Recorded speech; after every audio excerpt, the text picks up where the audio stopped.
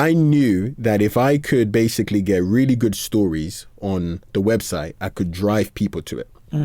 How do I get good stories? And I see there's this conference and Richard Branson, Alan Sugar, James Caan, they're all speaking at this conference. And in my mind, I'm like, well, I can get anything that I want if I can help other people get everything they want. And so I then email the guy and I say, yo, you don't know me from anywhere. I don't know you from anywhere. But I really want a press pass to be able to interview Richard Branson. And in return, what I will do is a couple of days before the conference, I will come and I will lay out all the chairs of the entire event. Within about 20 minutes, this guy emails me back and he's like, this is the most ridiculous email I've ever got. So the next day, I skipped school and I was laying those chairs like the happiest man alive. The next day afterwards, I'm in there with my small microphone next to BBC, Forbes, all these big guys. And they're asking these big questions and I'm asking Branson some like meaty questions like, oh, what advice would you give? Like meaty questions. But I got the interview.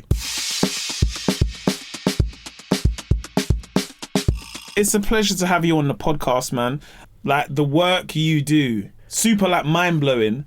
I don't know. There's not many people that I think I've ever had that conversation with. I guess for you, it's quite normal. Bro, it's still not normal to me that a youth who grew up in South London, Oakham Road, is now talking about doing deals and publishing books with Penguin. Like, whereabouts in Oakham Road did you live? So you know near Asda? Yeah. On the Oakham Road? Yeah. I grew up opposite there. Oh, that's the estate? Yeah, like Burgess Park. Oh, yeah. Okay. Yeah. South, 24-hour Asda, yeah? There we go. Yeah, boy. I grew up from like 10 to like 23, and I grew up in Ghana from, I guess, 0 to 10. Was you born in Hackney, though? I was born in Hackney, but then basically I got sent, well, my grandmother came and basically they agreed to take me to Ghana before my first birthday, because basically what happened was like, my parents, it was kind of like unplanned. Okay. Like, you know the ones, bro, I'm sure so many people that you know, or maybe like your audience, maybe it's like, you know, immigration marriage, you know. One person is from the country, the other person is not, so they're, you know. Yeah. So I was a product of that. And so my mom tells this story. I don't even know if it's true, but God bless my mom. I absolutely love her to bits. She says that one day she went to church and then some lady was like, you know, today you will give birth. And then apparently they went home and then suddenly I was born. She says it, and she said it so much that I believe it. Yeah. But then I was unplanned for, and so basically there was like this decision between, do we go into, you know, does he go into care or do we take him to Ghana? And my grandmother came when I was born, and it was all agreed between them, basically saying like, you know what, like this kid is not going to care. This kid is going to live with me in Ghana. So then I went to live with my grandmother in Ghana for 10 years. Have you got brothers and sisters? None, no. I'm an only child. Yeah. What was life like in Ghana? Because I guess that's all you'd ever known, right? You know what? I always saw Ghana as a pit stop. I don't know why, but even at that age, you know, because my parents were here. Yeah, okay. And so I always saw it as a bit of a pit stop where I was like, well, I'm just in Ghana for a minute, and then eventually I'll go back to England, and like that's where my life will almost begin. And I feel like for a lot of people, they probably have that same thing where they're in like an environment somewhere and they can see that's not where they should be ending up. Yeah. And I think that I even had that in Ghana, but I lived in a place called, actually, have you been to Ghana before? No, I've not been to Ghana. Never? I've never been to Ghana. Brother, lock in, man, lock in. Yeah. Okay. Well, Ghana, there's a place called East Legon. Okay. And East Legon is kind of like, I guess you could describe it as like Shoreditch there. My grandmother says she was the first ever person to live in East Legon. Again, yeah. I don't know if that's true. Why is old tales, boy? And so I lived there for a minute. So life there was good. But you know what's so interesting? Like when you grow up in Ghana, Nigeria, you come from a place of like relative luxury. And then you come here and you realize that's not how the entire world is. So I moved from, you know, we have drivers, maids, etc. in Ghana to Oakham Road, 4th floor, council estate. And I'm like, okay, this is different, Yeah. you know? And I lived with my dad then, so yeah. And when you say it was different, was it the cultural? I guess there was like a cultural shift as well. Yeah. How much of a difference was that? Because I guess when you've come to the UK and you're living with your dad, Yeah. you're about 10, 11 Yeah. these times. Yeah. So what was that like adjusting to like UK life then for like a young boy from Ghana? I was really struggling to find an identity because it was just me and my dad, right? My mum actually was a person who suggested that I live with my dad, and I'm like forever indebted to her, man. She saw this stat, which is like black boys who grew up in London without a father figure were 4 times more likely to go to prison. So she, God bless her, was very much like, okay, for the betterment of my son, he should be with his dad. So the difference was crazy because I was trying to find some identity, some belonging. And that was tough. That was tough. And obviously, as you know, because you're from, Peckham, it was them times that, things were hot, them times where you had, PY, SI, Boost, gigs, all them, man, and then you have the man then from Brooklyn and Brixton and Peck, and you're just kind of trying to navigate your way through this thing, knowing fully well that I'm not on it. Like I'm not on the beef. I'm not that guy. Yeah, right? It's not about that life. I'm not about that life, but like my physical environment is like, well, this is what you do, and so. It was kind of seeing that then like forced me to go into business at a very early age because I was like, I need something which is kind of me, and I need something that can like get me out of here, basically. What attracted you to business as such? Because I feel like at such a young age, because was you like 14? Yeah, 14. And you launched like a tutoring company. Yeah. How do you think that at 14? Because the reason why I ask is at 14, I just wanted to stay out as long as possible and play football. That's all I really wanted to do. Do you know what I mean? Well, I probably realised I wasn't that good of a footballer around 13. But did you have other things that you liked? Was maybe like music? I always think of those physical things where, you might go to youth clubs. Because a tutoring company is like, at 14, you're like, you must have seen, I don't know, like, like when some people are so hardwired in a way where they're like, I see something that no one else sees in this space. Do you know what I mean? So my thing, So I have this belief that people are basically either pulled towards something or pushed away from something, right? And those are the key motivators. Yeah. So for me, I was pushed away because I was looking around me, like 4th floor council estate, no lift. I was going up the like stairs every day and it was like dirty. There's people smoking weed in there. And I would like constantly be telling myself like, I don't belong here. I don't belong here. I don't belong here. I'll be trying to brainwash myself. So I was being like pushed away from the ends because I was telling myself, come on, man, you're better than this. And then I think I was pulled because at 14, that tutoring business, I didn't say, all right, cool, I'm going to start a tutoring business. It started off with like a bet with my friend. And we saw this like black Mercedes Benz and he's like, yo, how much do you think that cost? And I'm like, I don't know, like £500, like 5 bills for the Benz. Obviously, like some idiot. And then he makes me a bet. You wouldn't see £500 before you turn 18.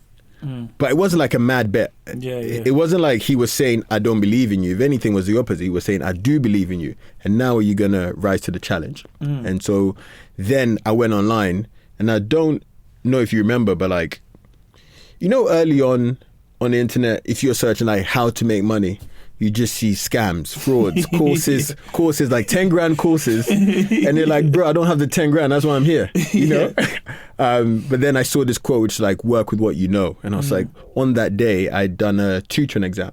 So, on that day, I'd done a maths exam and I'd scored the highest grade. And then I went, okay, I'm going to tutor people maths. And so that was the thing that formed the tutoring. Okay. And then people started coming to me for other topics like history and physics and chemistry. And I'm like, I'm not that good at that, but I know who would know. And that's the other teachers. So then the next week I go to like the physics teacher, chemistry teacher. And I'm like, yo, Miss Simonton, Miss Lee, who got the best grade in your last test? And then they told me. And then I'll go to that person and I was like, yo, do you want to make bread? And they were like, yeah. And then that was actually the formation of the first business, where I would charge £15 for the full service. I'll take £5 and I'll basically connect tutors to students. And that was the first time where I was like, okay, I can like think about something in my head. I can put it out into the world and people will pay me for it. Like that to me is magic. I'm sure like for you, probably the first time that you started posting content and you were like, hang on a sec. So you're telling me from my room, I can create something, and then thousands, even if it wasn't millions at that point, even 100 people who see it and they'll react to it, you were probably like, what? Yeah. This is magic. Yeah, no, massively. I think it's when you're young, and also like I think the only other, when I think of like being your age, when I was like 14, and business thing I think I really got into was like Pokemon cards. Really interesting. Yeah, that was my thing, where That's like jokes. A lot of, you hear the stories of people buying donuts and Lucasades and stuff, but in our school we was allowed to leave. We was allowed to go outside. Yeah, okay. So we was allowed to go out and get our lunch. What school was this? So I went to Pimlico. Oh, word. Okay. So like, because already we got to wear we could wear our own clothes, the school was very, I don't know if we was actually allowed to go, but the gates were open, do you know what I mean? Yeah. So we would go out, but like... Just jumped over the fence. You're like, yeah, we're allowed to go though. No, you jumped over. No, the gate was open. That's the craziest thing. So it was almost like, do we go? Because the gates are open, innit? Like, there's no one there to stop us or anything. But like, I think the first time, like... That's funny. When you're young, I don't know if you had this at 14, because it sounded like you were probably a lot more, like you kind of knew what you was doing, but I think the first time I was able to make money, and then you're like, right, this is a profit of, and my thing was Pokemon cards, of like, that's so interesting, trading Pokemon cards, selling them, because we had kids who would have money that would be like, oh, I'll buy Zapdos for £5. Yeah. And I'm like, £5 is a pack of Pokemon cards. So then I go back to, I'll be like, cool, I'd trade it, I'd sell in school, go back to the ends. Yeah. And I'm like, cool. And then I started meeting these kids that went to, there's a private school not far from our school, and it was in a bus stop. And this kid, I never forgot, I don't remember, but did you remember Pokemon cards? Yeah, I do, yeah. There used to be this like thing that you can get to put all your cards in. Yes, yeah. And this kid, who was probably a bit younger than me, he had all these Japanese cards. I had never seen a Japanese card, innit? Yeah, he was the plug. So I was like, where you get these Japanese cards? He's like, oh, my dad goes to Japan. Yeah. So I was like, oh, listen, I'll buy some of them, innit? And I'm talking like, like when you buy like a box, you get the entry level. Like, I don't know. You'd get maybe like, who'd be like, Oddish, for example. Yeah. Normally Oddish is like, man, I don't want that, bruv. But a Japanese Oddish. A Japanese Oddish is different. When I go back to the ends, they'd be like, brother, what's this? It's Japanese. Yeah. So then they'd be like, yeah, no, I'll take that. £10. This is incredible. So then, that was like my first, but I didn't know it was business until you start making a profit. Yeah. And you get so many of those young people that find that they're doing a thing, and you're like, bro, I'm making money. This is like a business. This is like a thing. Yeah, you don't clock it. Like, this is one of the things that we like talk about in my book, which is like, everything big starts small. So you start off doing the thing and you don't have a good idea of like where it's gonna go, but then you're doing it and then you're like, wow, so even, the tutoring business, from that I made, like $1,000 or $2,000. And I was like, hang on a sec, this is mad. And the craziest thing about the tutoring business is like, it actually low-key failed, because what happened was, imagine you're the tutor, I connect you to a student. Once I've done that enough times, you don't need me. Yeah. So every week I'm thinking I'm getting £100 coming in. And then over time, it's getting lower. The hundreds coming 80s, coming 50. I'm thinking, what's going on? And then it hits me. I go, hang on a sec. These men are going behind my back. And so if that hadn't happened, that would not then have been the like formation of the next business that I probably started at 17. That one I sold for like 110 grand. I'm like, hang on, you're telling me 17 years old, 110 grand in less than a year. Yeah. Because I learned from that. And then that one then led on to Fanbytes. That was an Entrepreneur Express. Yeah. One, right? Yeah. It's like a media public. Was it a media public? Yeah.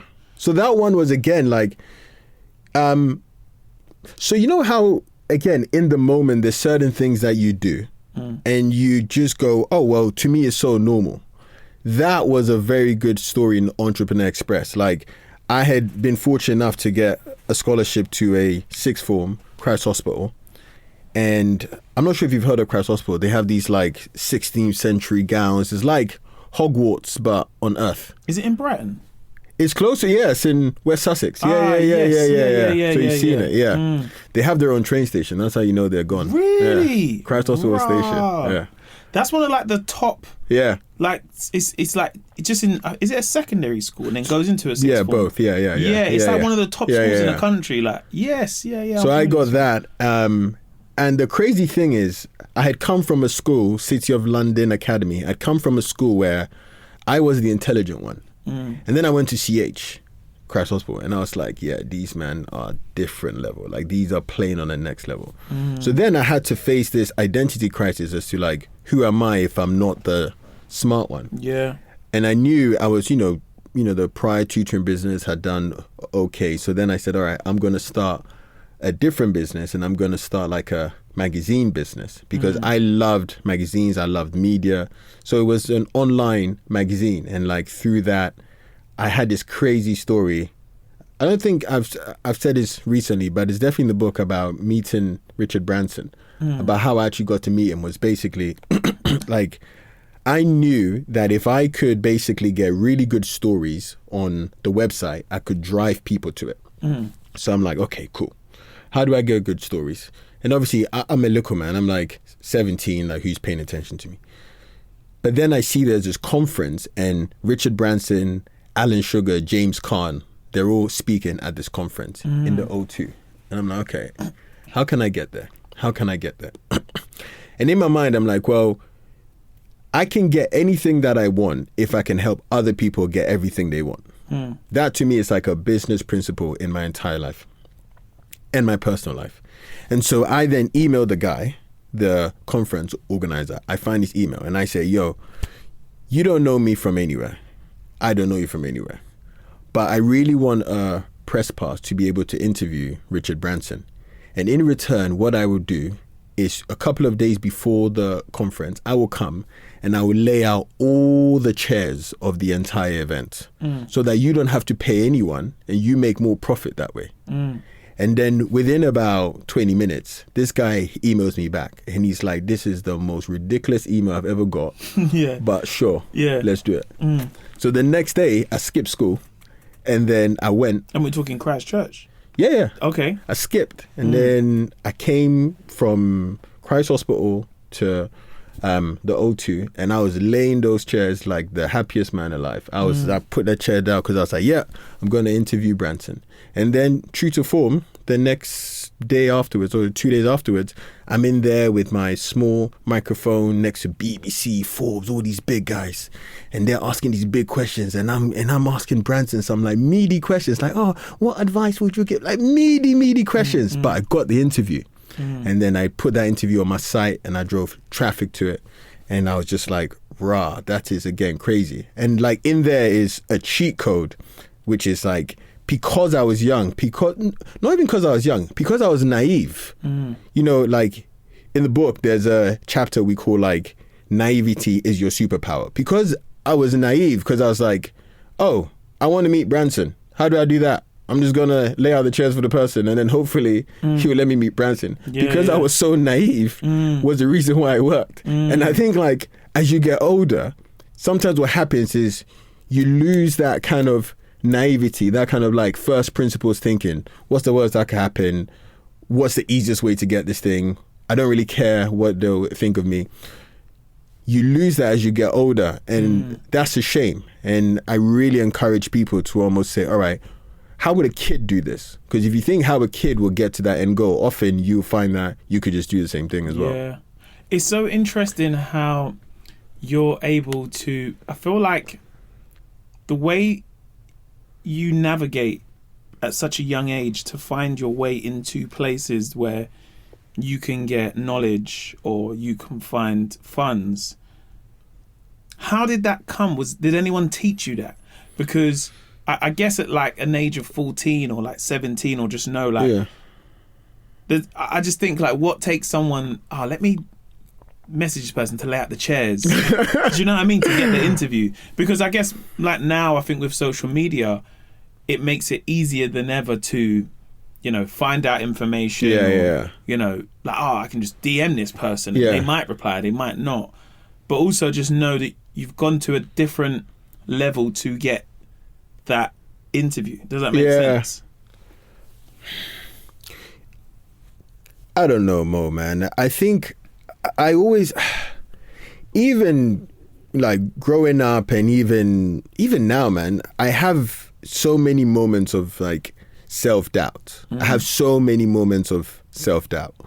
During Fanbytes and, you know, growing that business, starting at 21, doing Entrepreneur Express, doing the tutoring thing, I had so many moments of self-doubt. But then my question was always, well, I can still have the self-doubt, but what will make it like undeniable that the thing will still get done? Yeah. You know, so to me, I'm like, well, I doubt that this person, like, I have self-doubt that these people would take me serious, but what will make it undeniable for the owner of the conference to say, well, we have to get Timo in? It's not if I DM him and say, bro, can you get me a ticket? It's not if I say, oh, I'm just a young person. No, it's if I basically almost like low-key blackmail you by saying, I'm going to lay out your chairs. I'm going to save you $5,000. And all I want to do... How many chairs are we talking about? 2,000. Rotted. Bro, it took me hours. Hours. That's a lot of chairs, hours.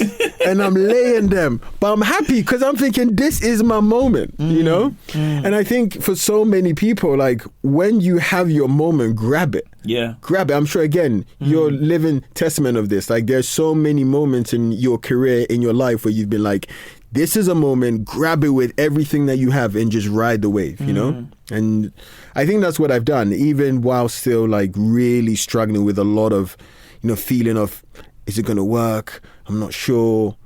Everything like that. And you go to university, and while you're at university, you're studying computer science. Yeah. You went to Warwick, right? I did go to Warwick, yeah.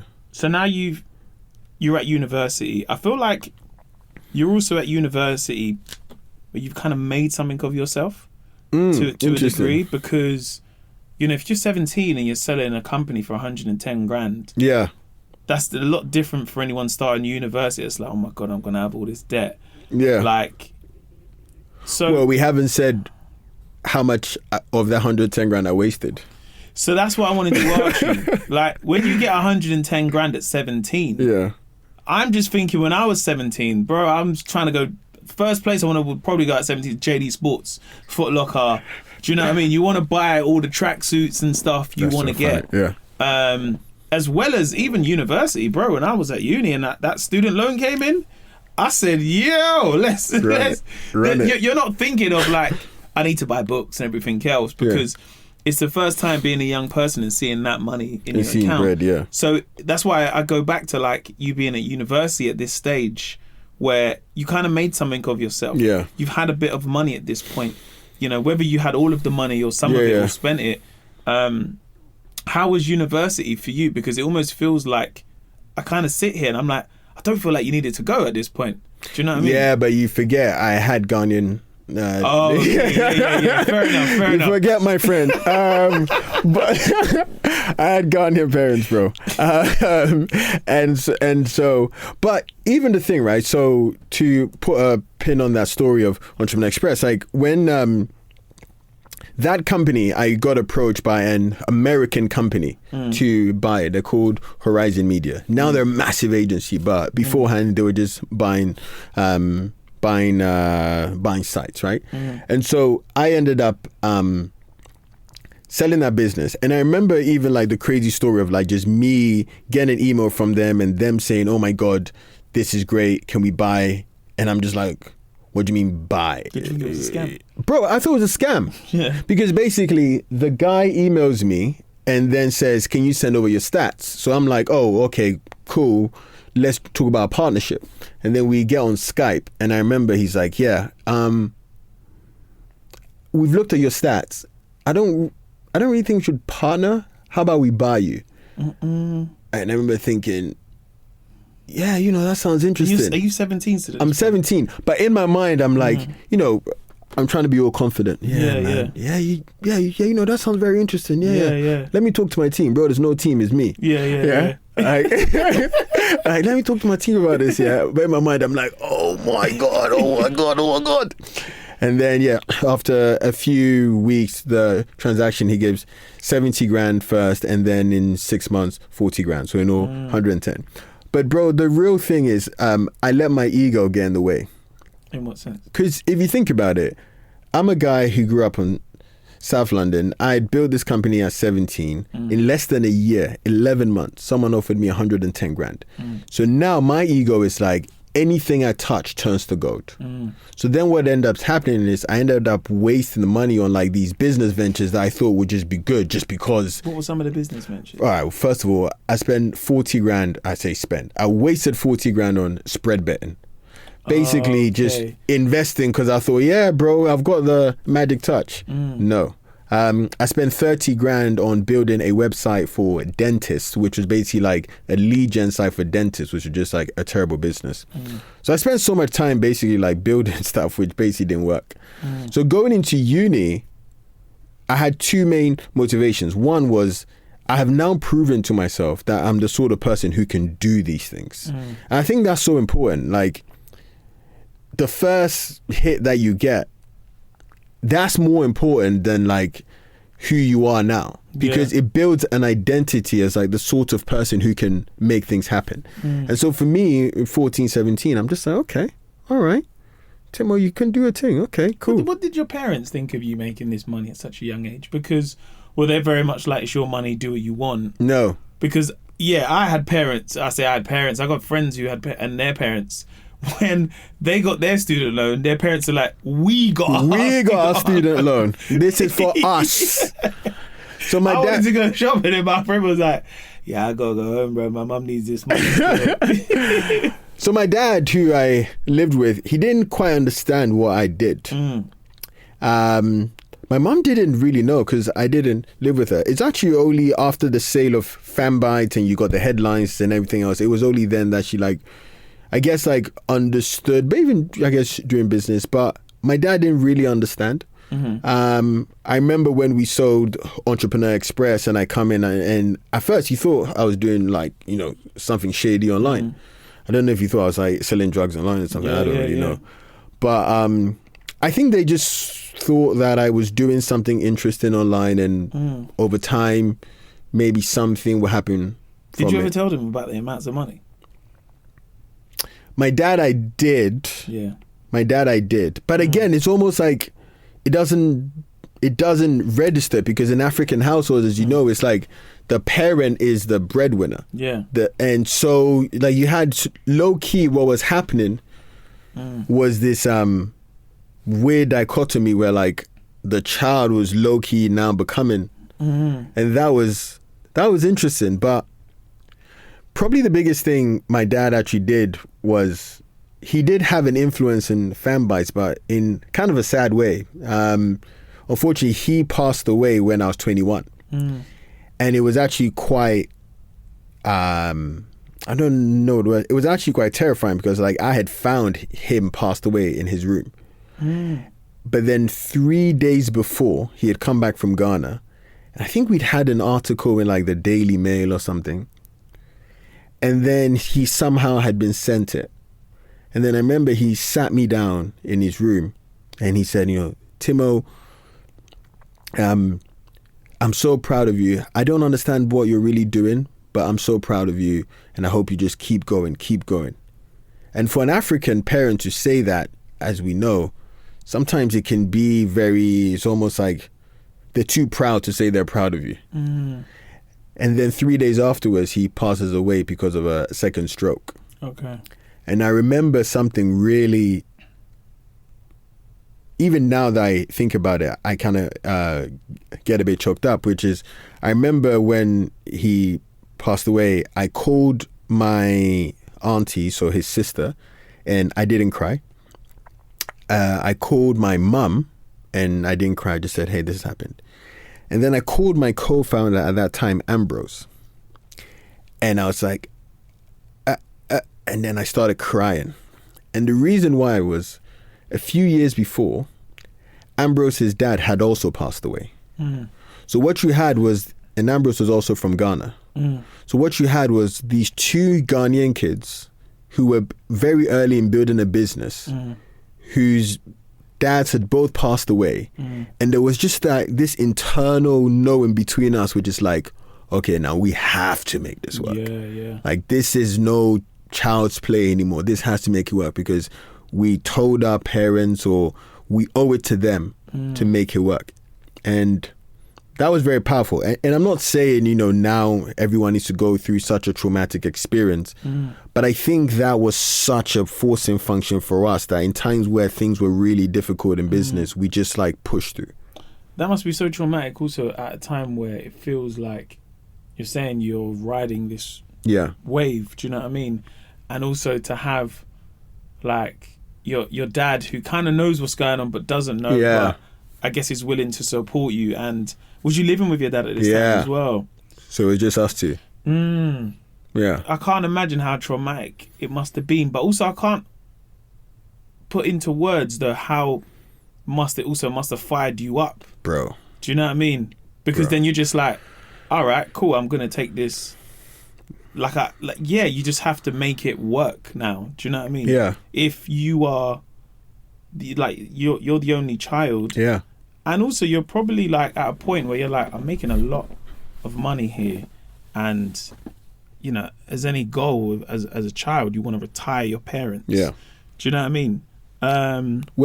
mean? Here's a story that I don't think I've ever told before, but so we started Fanbytes at 21. We grew it to like 8 figures of revenue, sold the company for tens of millions of pounds at 27.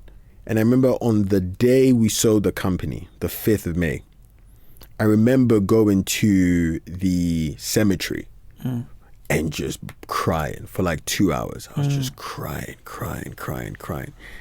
But it wasn't like sadness per se. It was almost like we did it, like we did it. And in a weird way, when times got really difficult, I remember just thinking, all right, we got to make this happen, because that's just because we made a promise and we can't break it, bro. So you just have to go. Where you are now in your life, in this period, in like your middle, what do you think your dad would say now?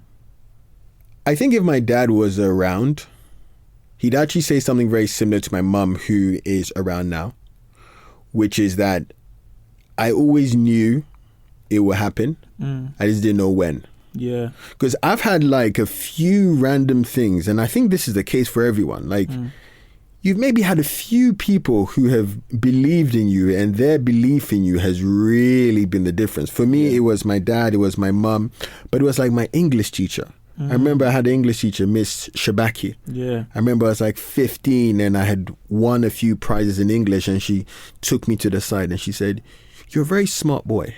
Like, really lean into that. And I remember just thinking, raw, like, if you can see more for me than I can see for myself. Yeah, of course. I don't know if you've had that sort of person. That exact same thing. Mine is my drama teacher, Mrs. Simpson. She stopped that everyone was leaving the lesson, and she's like, "Can I talk to you 1 minute?" So I'm like, "Oh, I'm in trouble, man." And she was like, "You're really good at what you do. Like, beautiful. Have you ever looked at doing this further after you finish school? You're very good at acting." And I was like, "What?" Because normally I'd be held back for talking or being disruptive, but that was it. After that, it's so vital, the role that teachers play for students, because they can see the future. That's their job, is to teach, and they know that they're like, I can see the potential in this person. It's a bit like where I only use the football as the analogy in some ways, where you play and you're like, I can see this boy is very good. It's great. And he's at an age yet where he doesn't even know it. And I think when you see someone who doesn't know that they're good at the thing, it's so different to when someone knows they're good at it. Because you can be like, there's times where I know I'm good at something, but I can take my foot off the gas. Yeah. Do you know what I mean? Whereas when you see someone, you're like, do you know how good you are? Yeah. Has anyone told you that? Yeah. And they're like, no, I just like doing it, innit? Just you're like like, bro, you are amazing, bro. Yeah. Like, the craziest thing about it is like those sort of moments change the story that you tell yourself. Because again, in my book, what's stopping you? In my book, the first chapter is called "We Are the Stories We Tell Ourselves," and the reason why is because it all starts from what is the daily conversation that's going on in your head. So if you have your drama teacher tell you, do you know what? You're actually special. Yeah. You tell yourself that you're special, you're special, you're special. And the Mo that believes he's special, in his next play, in his next audition, it's like, well, I'm special. So you act special, and then people treat you as special. And so you have this weird like feedback loop where it all starts from what story do you tell yourself? And that's why that's the first chapter, because in the book we'll tell you about business, we'll tell you about this, we'll tell you about how to build a network. But if it's all based off like a negative story that you're telling yourself, then there's really no point. Yeah. So at 21, having your own company with Fanbytes. Yeah. And later on, you went on to sell the company. Yeah. But being 21, having a company, and you had what? Is it how many staff were we saying? Like 57, that was 60 odd people. Oh, when we sold the company, we had 80 people. 80 people? Yeah. And how old are you at this age? Like 21, 22? No, so at 21, it was me and my two co-founders, and at 27, we had that's when you 80 sold people. it. Yeah. So we sold the company at 27. So when you sell a company at this age, like, are you in a place now where you're having this conversation being like, wow, I sold a company at 17. Yeah.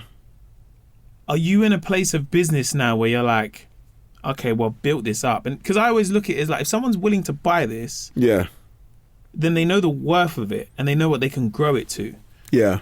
So are you essentially growing your company where you're like, the plan is to sell now because I don't know if I can take this further? Yeah. Or is it, maybe I could hold on to this? Did you get offers prior to this? So Fanbytes, when we sold that one, the aim was always to sell the company. And I can just, tell the two reasons why. The first reason was because, similar to you, we grew up in Ents. And our main goal is to get out of Ents. And so if by building a company and then by selling it, you're able to achieve that goal. Yeah. Then let's do that then, innit? So, and this doesn't even apply just to like building a company or anything like that. It's like you need to have a clear end goal for the thing you're doing. What does this job help you do? What does this promotion help you do? What does this relationship help you do?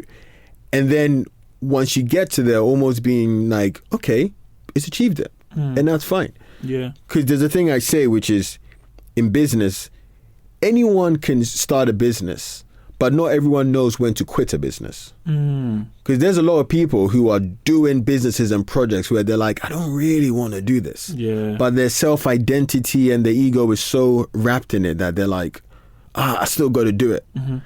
And for me, at that point with Fanbytes, I was like, okay, this thing is going to help me to achieve my financial goal. But also, I was 27 then, and the business was just getting to a scale where it's like, I don't really know what I'm going to do with this business. Like, for it to get to the next level, 150 people, 200 people, I don't know. Yeah. So this has to fit within another bigger entity where the people know the play and I don't know the play. Yeah. And it takes a healthy amount of, I guess, self-awareness to do that.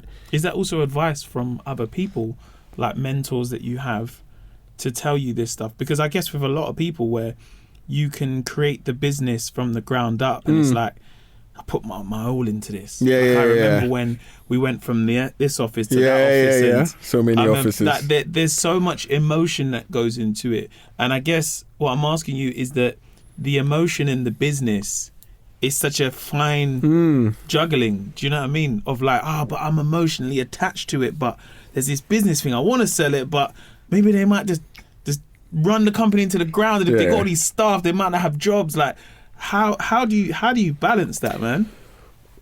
When I was 25, someone gave me the best piece of advice ever, which is, it's okay if your business is your baby, but at some point that baby has to go to university. And I remember them saying it and going, you right. me selling the company was my baby graduating to the big leagues. Yeah. The big leagues where, something mad? For 6 years running that company, maybe the biggest deal that we ever did, like the biggest deal, individual deal was 500K, right? And that's good, obviously. Within about 6 months of Brain Labs buying Fanbytes, they did 3 7-figure deals. Oh, wow. Same product. Yeah. My idea, same product. Yeah. It's because I couldn't even think, how do you even position a 7-figure deal to sell to one person? Yeah. And that was my business graduating. Man. You work with Nike, Samsung, McDonald's, Deliveroo. Yeah, the big boys. Yeah, these are big historic brands that people see a logo and they're like, oh yeah, Nike. Do you know what I mean? Yeah. The Golden Arches, McDonald's.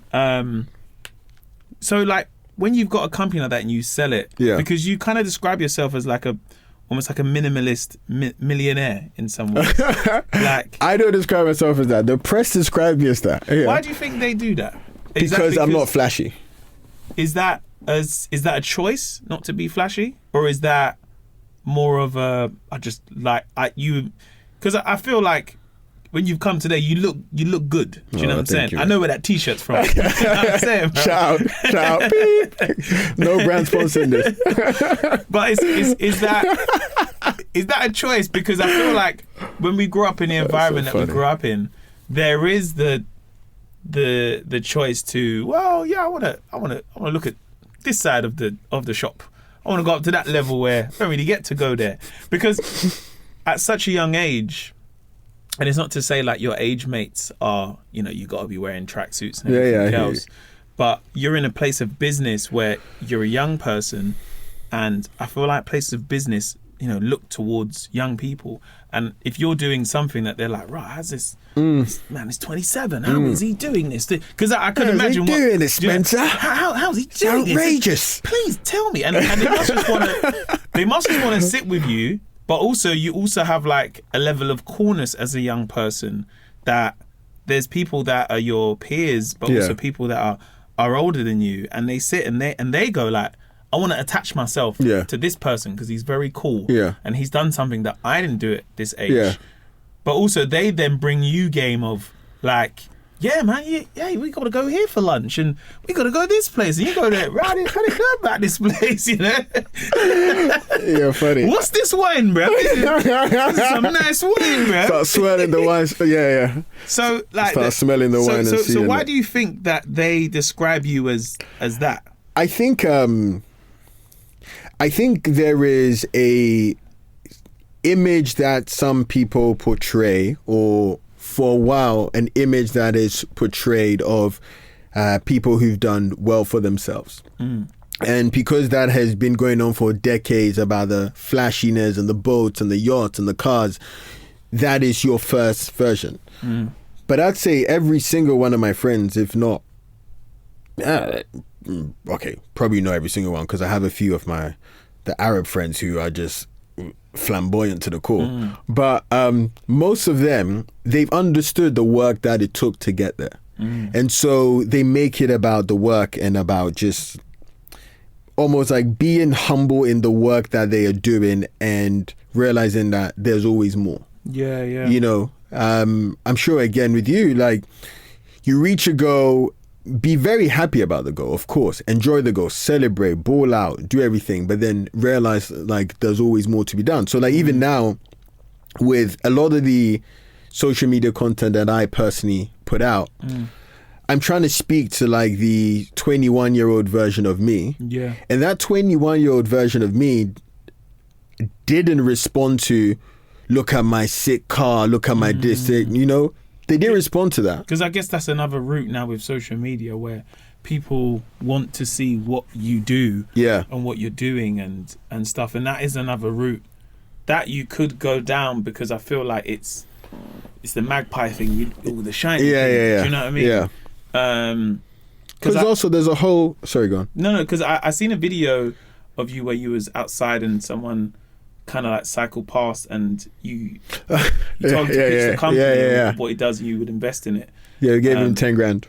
Yeah. And, you know, I guess with you now where you're looking at building up other people's small businesses within your, you know, like within your space, but also like within your community, but also like me watching that video, I was like raw, like that just looked cool.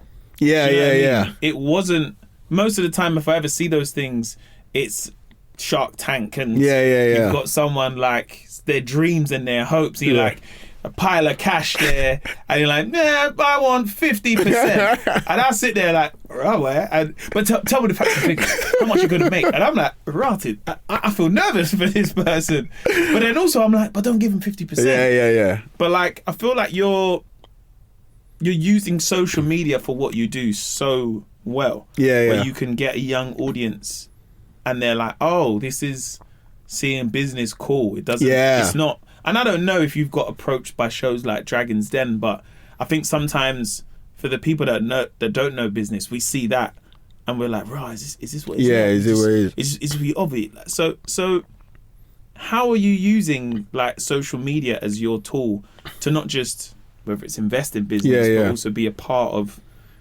the trending topic as such? You know? Well, that's a great, and thanks for that. I think so there's two ways, right? So that video is crazy, right? Like this 19-year-old Somali guy with a mobile car wash business. And then we see him and they're like, yo, because he's driving around his car wash, like, yo. And he's like, what? And then I'm like, come here, sit down, pitch me. If I like your idea, I'll give you 10K, right? No equity, just 10K to start it off. And this guy is the most charismatic, you know, I think right now that video is on like 4 million views or something. He's just like charismatic, vibey person. And I'm like, yeah, you are the sort of person that I want to help. Because maybe this business is not going to be the one that takes you there. But in the same way, my tutoring business was actually the one that took me to Fanbytes. I want to give you that first thing. And I want to embody the idea, like the name of my book is like, what's stopping you? I want to embody the fact that, all right, if you watch my content, you get the mindset stuff, you get the business stuff, and then we'll even give you the money to then actually begin the thing. So now what is really stopping you, bro?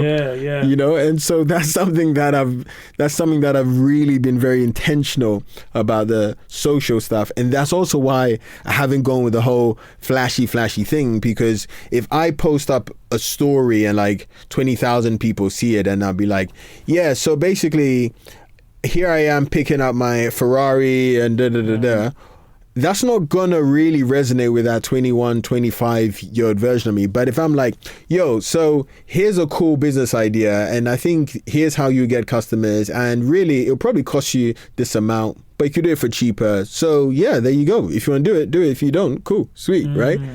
I see that and I go, that brother is no different to me, therefore I'm going to do it, right? And so that's the way that I've been using my social media a lot. And that's the reason why we wrote the book, right? I was like, all right, you can see all my videos and all my content, etc. But if you get this book and you look at the book and you study the book, you will get the same thing, because no gatekeeping. Is that really important to you, to not gatekeep and give out the secrets? Because I guess it's like you're giving out the knowledge that you learned, but also I that's the thing that almost lasts the test of time. Because it's, you know, some people are like, oh, you can't tell people how you do the thing, man. And you're like, yeah, but it's like you can make the same recipe for every cake. It's how you do it that makes it different. Just because I give you the recipe, it might not taste the same. If you don't bake it at the 200 degrees, you might say, nah, man, let me try it at let me try at 220. It might cook quicker. Do you know what I mean? But then also you might be a person where you're like, I like the way you bake this cake, but I might just want to add like some sultanas in there. And maybe an icing in, and I want to add my kind of flavour to it. I think where you are now in life, does it come with a lot of pressure though? Because being so young, and you know, when you get onto things like Forbes, you know, Forbes under 30, which, you know, I've met a few people that, you know, when they're like, yeah, like the plan is to get onto like Forbes 30 under 30, and you're like, oh wow, that feels like a lot of pressure, because it's a time thing as well.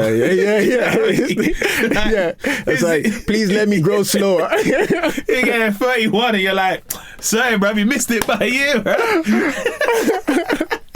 But does it come with a lot of pressure to reach those things which are the Forbes 30 under 30 and the other, like, you know, you've got to go to, I don't know, like a conference and speak and everyone's sitting there and I've seen your videos, I've seen what you do. Now I want to hear what you have to say. Does that come with a lot of pressure?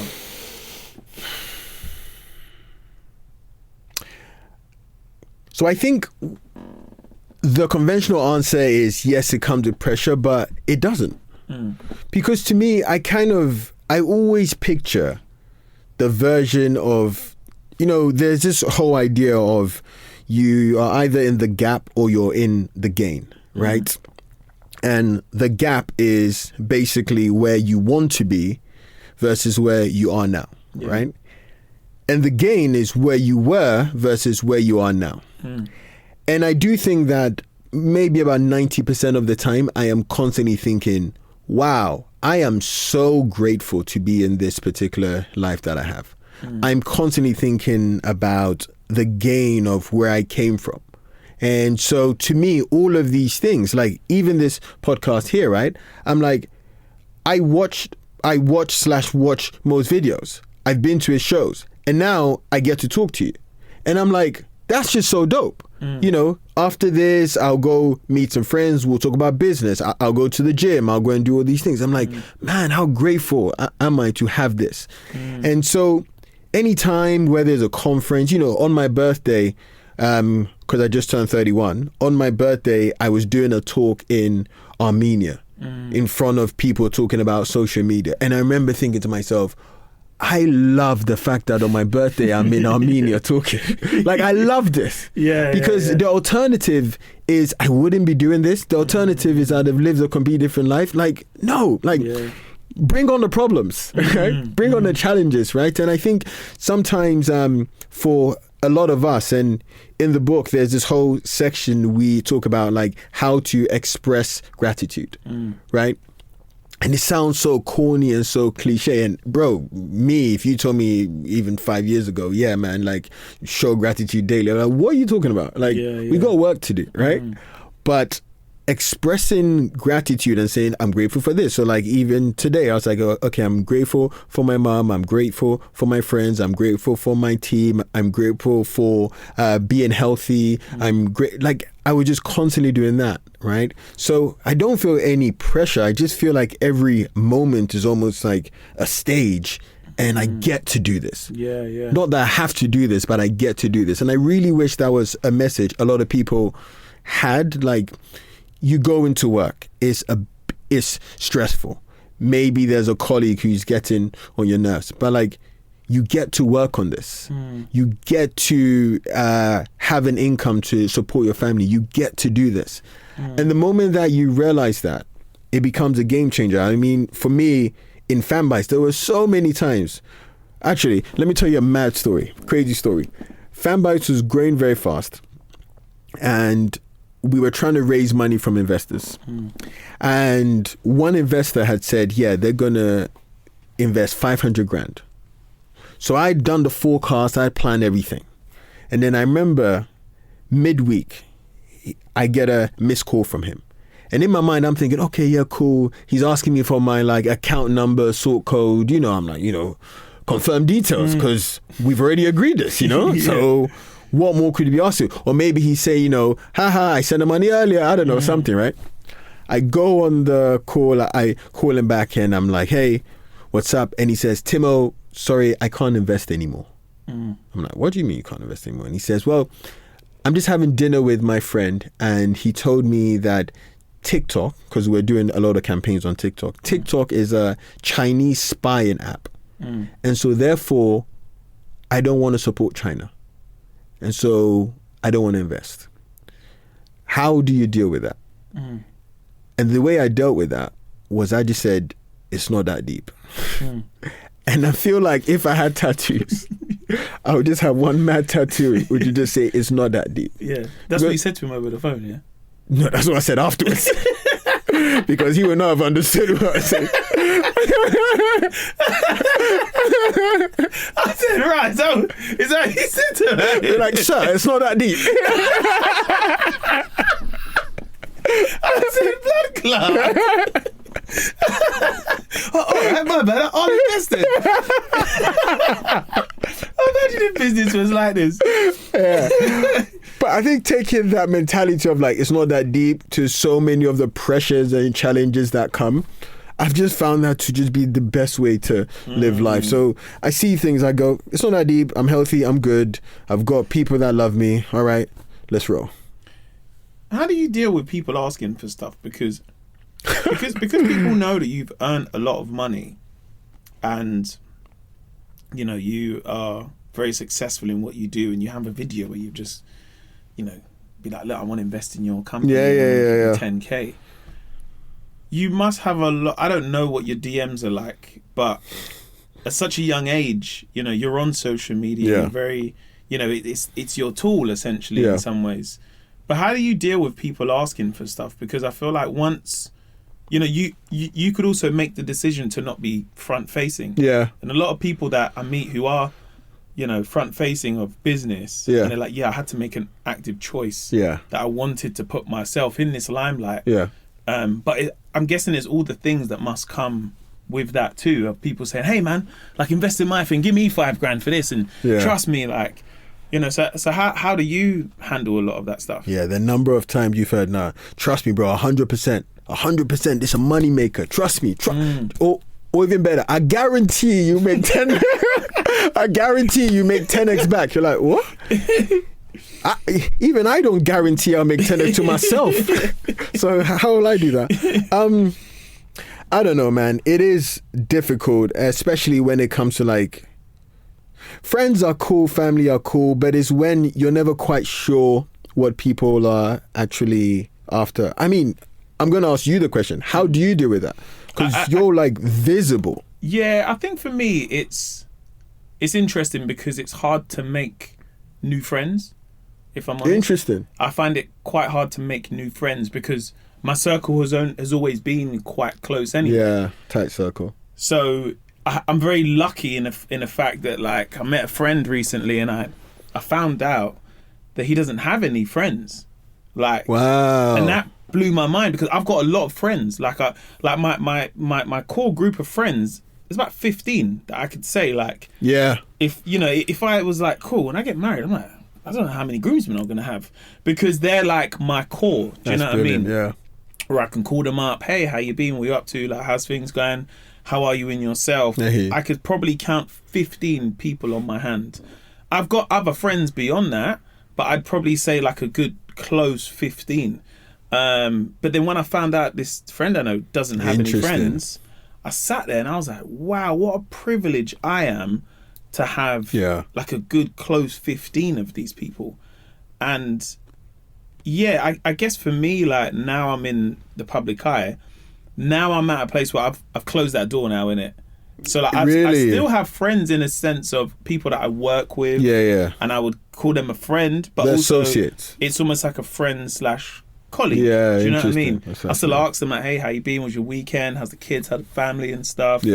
And it doesn't mean I don't care for them, but in my group, like, if I do a barbecue, it's my first 15 that get the invite. Do you know what I mean? But no, I think I've closed that door mainly because also I'm at an age where it's trying to keep up with, you know, having more friends. Interesting. But also having been... How old are you now?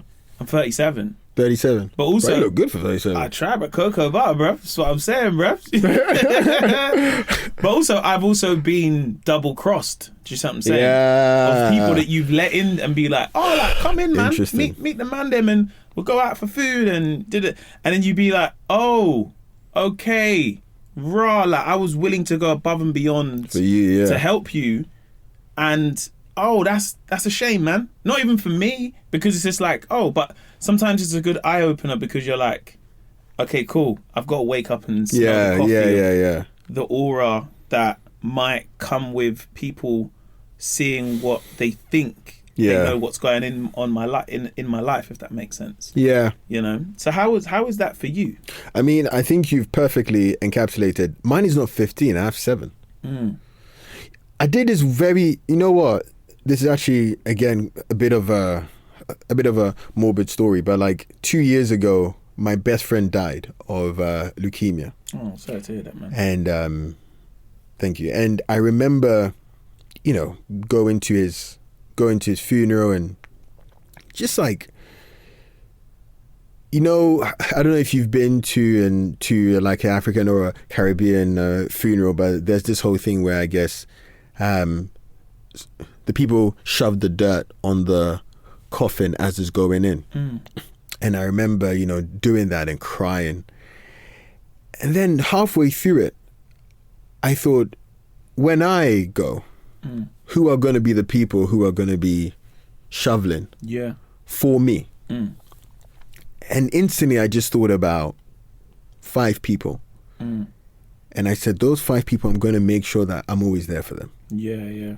And it's weird, like, one of those 5 people, I only met her 2 years ago. She's not my girlfriend or anything like that, but she's just like one of my best friends. And I go like, I will go to war for you. And so I think similar to you have your close circle. And then the rest are, people that you vibe with, that you chill with, but who's there. I mean, are you seeing someone at the moment? Yeah, fiance. Okay. Yeah, man. Oh, you got a fiance. Amazing. Okay. Yeah, so I'm single. And there's a part of me which is also like, okay, that's a whole different kettle of fish. Because, I can't imagine what that's like being single, because it's just like, you're someone that you can Google and find information. And then the minute you're like, hang on, what? Solar company? All right, cool. Let me know about. Do you know what I mean? Try a thing. Yeah. But we all know that, bro. I think there's one Google report that says I'm worth 400 million. Yeah. I said, show me the 400 million. The auntie's like, Timothy, I heard you're worth 400 million. So, hey, Jesus. Anyway. So is love hard to find in a place of business? Because I guess it's, friends of mine again who do business, and you'd be having dinner that I gotta take this call. Yeah, I'm so sorry. yeah. Like, I'm so, and you're like, no, do what you gotta do. Yeah. How is that for your? Because look, you're at an age where, 31, like they say, life begins at 30. Yeah. And I'll tell you, bro, 30s. This is been the best 10 years. The most dope. Ups and downs I've ever had Really compared to my interesting. 20s. Yeah. But I know myself in this Yeah. part of my life. It's not that I didn't know myself in my 20s. I was still, as a caterpillar, I'm still getting out of the shell. Do you know what I mean? And I'm like, oh, right. Whereas now I'm like, I'm a butterfly, bro. I know where I can take this and where I can go.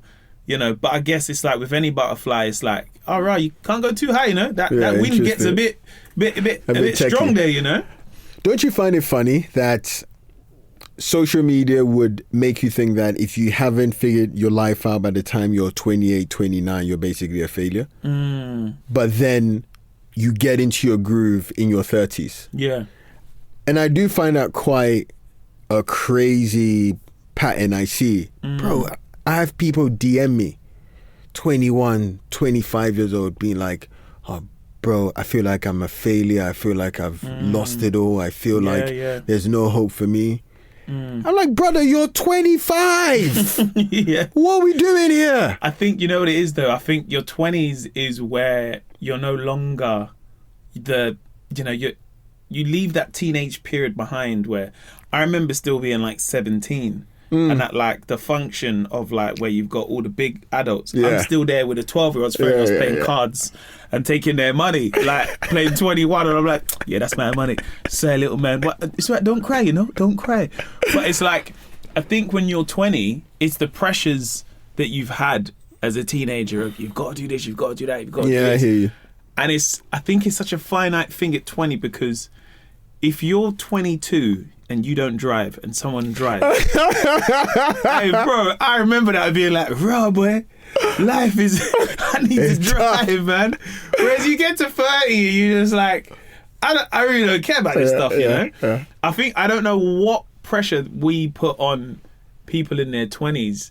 Like, oh, this at 20, which I can see why someone would DM you at 21 and say, oh my God, I'm a failure and everything else. Because I think in your 20s, it's just a comparable age of your age mates. Yeah. Do you know what I mean? Yeah. And then you realize that everyone is living their own journey and it doesn't really matter what the other... But like the crazy thing is, we all know this. You know, we all know, for example, that generally, like, yes, money will help you achieve a lot of things, but like we really hear all these stories of all these people saying, yeah, man, money doesn't make you happy, etc.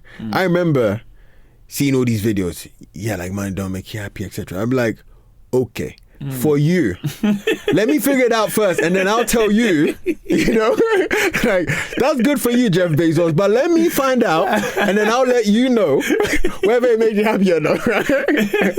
And then you go through it, and then you go, okay, maybe there was some truth in that, right? Maybe there was some truth in it.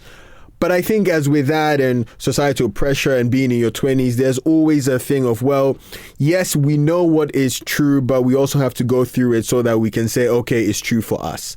So, you know, at 25 or 23, you're still a baby. You're still a baby. But then you almost need to go through it, get to 31, 35 and go, bro, I was such a youth then. I don't know why I was even stressing. So it's that weird thing about life. So, you know, you're 31 and I feel like you kind of have like, I wouldn't even say the weight of the world on your shoulders, because it feels like, you know, you've navigated this since the age of, you know, 14. Yeah. You know, you've gone through trial and, you know, tribulation of, you know, building a company from the ground up, selling it, having to deal with societal pressures from, you know, I guess parents, where they're looking at you in a sense of like, you know, being that age and being like, I've made money and still having to go to university. You'd be like, Mum, come on, man. I guess we don't need to go. But then also it's like, you're such a success story that I don't feel like, you know, sometimes it's very easy to say something, oh, you're a bit of a unicorn. Like, I've never seen this happen. But, you know, with your story, it's like, yeah, but if I'd applied myself to the craft of comedy at 14, you know, and then said, oh, I'm going to set up a comedy club at 18 and stuff like this, I could imagine the trajectory would be a little bit different. Not so much to say where I am now, because I'm here now, but I don't know if that would have changed somewhat for the better. And I feel like it would if you apply at such a young age. So in terms of your end, like, where now, like, you know, you're in a space where you want to let people know what you're doing on social media, and also with, you know, having a book out, and you're not gatekeeping the secrets, you know, you said that. What does that next chapter look like for you? Because when you look at people in business, and everyone will always bring up Warren Buffett, for example, do you know what I mean? Yeah. But my man is still an old man, still giving game, do you know what I mean? Yeah, still trapping. Yeah. You're like, bro, you don't need to work, you know, bro. Yeah. But when do you feel like, you know, that will be like your, I guess the word I'm looking for, when do you feel like you'll really find your flow? Because interesting, there's one thing going against the waves, and that's a cool ride, but there's also something quite nice where you're like, oh, this is some calm seas. I'm kind of enjoying this for a bit, and also enjoying the fruits of your labor a little bit as well.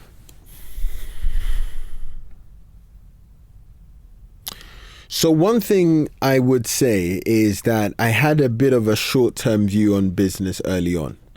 Because for me, I was like, okay, I'm a kid, I'm a South London kid who doesn't have funds.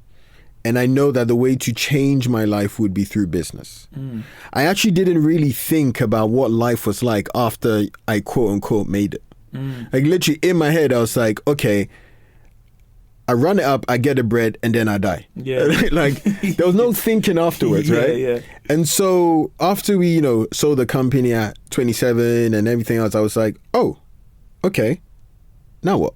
And so there was actually probably like a year or 18 months where I was very much like, okay, now what? And then I split it into two buckets. The first bucket was actually saying, all right, what can I give to the younger version of me for him or her to go, okay, I can also do this? Because for me, as I said, growing up in business and in personal life, I just had so much like self-doubt and almost what's the playbook? How do I do this? How do I build this business? How do I get customers? How do I do this? How do I start this idea? How do I network? You know, one of the cheat codes in the book, I think it's like cheat code number 7, is basically how to build a network when you are a nobody. Because a lot of us started as being nobodies. Yeah. And so a big part of it is that social part, which is how on earth, like how do I equip that young person, or not even that young person, that kind of self-doubting person who is thinking, I want to make it. How do you make that? I call that person the ambitious minority. Yeah. That's like a phrase that I tell my team, that we have a group of people who are the ambitious minority, because like the world and society wants you to be normal. They want you to just be mid. They want you to just play your role in the fabric of life. And there's a minority of us who basically are like, nah, we don't subscribe to that rubbish. We want more. Yeah. And so there's definitely a part of this book, What's Stopping You? Like, there's definitely a part of it which is, I want to do that. The second part of it is, I just love business. I love business. I love the growing of businesses, the building of teams, the buying of companies. You know, since we sold Fanbytes, I've sold 2 more companies where I've been the broker, where I've like connected the 2 people, one for 19 million, the other for 23 million. And I remember like every time I go through that, I'm incredibly grateful. I'm like, oh my God, how is this my life, bro? Yeah. And then the second one is like, wow. Like, we're selling businesses. You know, like, bro, we're selling businesses. Like, I used to sell Lucasades. Now I sell businesses. Like, oh my God. Right? And so, as long as I have that almost childlike, irrational feeling of like, cannot believe we are here, I'm going to keep doing it and keep doing it. And I think, you know, you mentioned Warren Buffett. I've read all his like shareholder letters, Jeff Bezos, etc., and they all talk about still having this like childlike wonderment when they find a business. They're like, "Bro, so you're telling me this candy making company where they make the sticks of the lollipops is making $2 billion a year? Yeah. That's mad. I want to know more about that." You know. I want to buy that. I want to do that, you know? Bro, I just sat there and it's like, bro, someone makes them sticks. Yeah, someone makes the sticks. I didn't even think of that. Oh, shit. I see it like, why did we just make some sticks, man? I've never thought of that in the history of my life. Someone makes them and then they send them to the sweet companies and sweet companies put their thing on it. A person's making like 10 billion a year.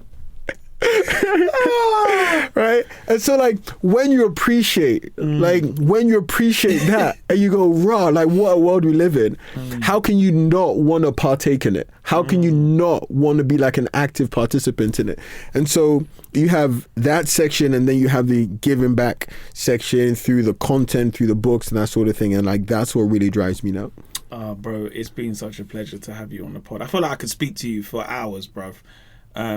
But I'm a massive admirer of what you do and what you've done. And I think it's so inspirational having a book where people can learn like your story, but also I feel like learn business. I feel like some people do business and they don't even know what they're doing.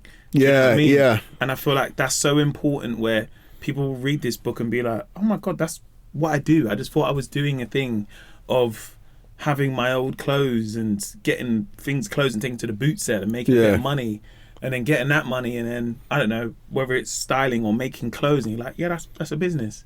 Like sometimes I think business can feel like, you know, you've got to wear a suit and it's got to be like Succession. Do you know what I mean? But all, you know, like it's only I'd guess from like the last like 10-15 years where so many stories sound so similar of like, like I started selling donuts and then Lucasades and then this, that's how it started. And you're like, a lot of those kids at 12, 13 didn't know they was doing it. They was just like, kids want donuts and Lucasade, and I can just go Costco and buy them. And to the point where when I go Costco now, I'm like, how did I not come here? There was so much bread just waiting for you. There was so Shout much. out Costco each and every time, but if I had that card when I was 14, oh my God. Bro, it's been a pleasure to have you on the pod, my friend. But this has been your beginning, middle, and end. Thank you very much, Tim. I appreciate you, man. This was fun. Hey, what's up? Thank you so much for listening to the podcast today. Now, a lot goes into making each episode. I know you hear my voice, but there's a team behind the scenes who help make it. And if you did enjoy it, I'd really, really appreciate it if you could show the love to them by giving us 5 stars. And if you also have the time, please leave us a review. It's always appreciated, and we love reading the comments. And of course, we want to keep making it better. Thank you for listening, and have a great day. Peace.